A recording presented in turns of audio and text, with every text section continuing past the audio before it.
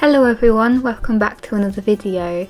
I'm actually doing another digital speed paint today because a lot of you seem to really enjoy those, and I have been really into digital art lately, so I thought it would be fun to film this one that I was drawing. So I've seen quite a lot of Spider-Sonas being drawn since Into the Spider-Verse came out at cinemas, which by the way I really enjoyed that film. I thought the art direction in it was absolutely fantastic. I would love to see more animated movies kind of go for that very comic book style. It was just really nice, and that colouring style is something I try to emulate later on in the colouring portion of the video, and I think I might have managed to get the effect that they have in the film.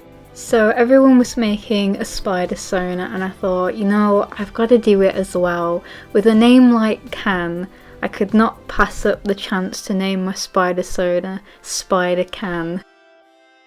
It's a really silly pun, but I really like it, and it was a good excuse to make a drawing.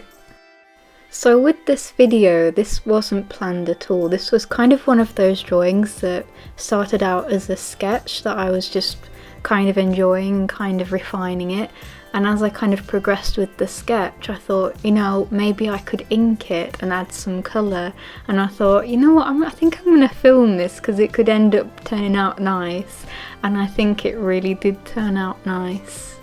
So I know I put in the title Making a Spider-Sona, but as you can see I've already settled on a design as I'd kind of made some previous sketches in my sketchbook, and I kind of just hit a design straight away. It was really strange. Usually when I make a design for a character it goes through months and months of redesigns and alterations, but I think because I decided to keep this slightly more simple and I already had a good idea of the colours in mind, I was able to get a design pinned down fairly quickly.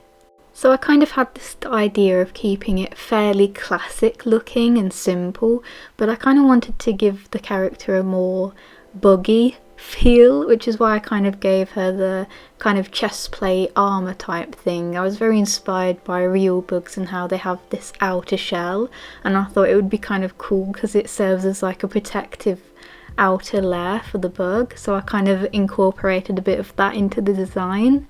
I also gave her a pair of goggles to further that illusion of an insectoid look, as it kind of gives the illusion of multiple pairs of eyes. But I also gave her the trainers and the utility bag, or the hip bag, because in the film Miles is wearing like Nike Jordans and his hoodie with his Spider-Man costume, and I really like that look. I kind of wish they'd kept it a bit longer in the film. I feel it was a really good look, so that's kind of what inspired her red trainers and a utility bag. I thought they kind of had like a really nice splash of red to the outfit, as well as it's a rather cool outfit in terms of colours, and I thought the red just added a nice contrast with the warm colour.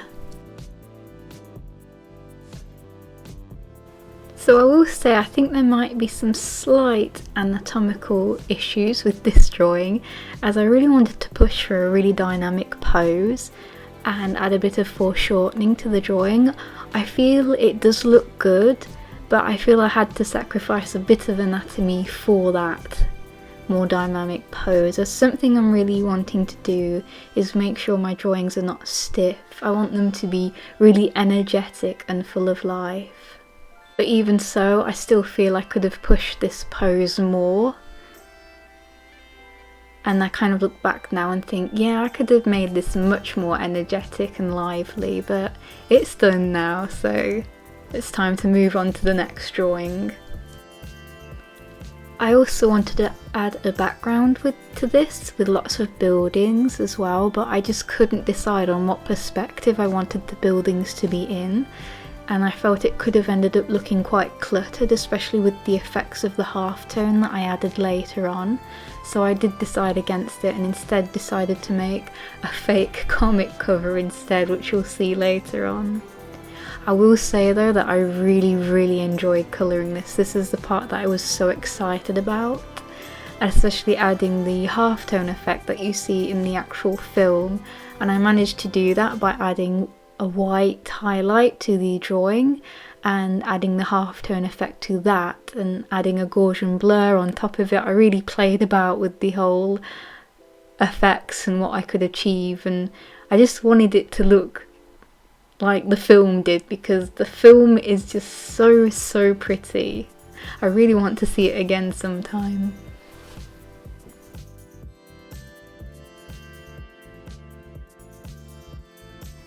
So I think that's all I have to say about this drawing, because honestly it was very unplanned. I had not planned to make a video on it making a Spider-Sona.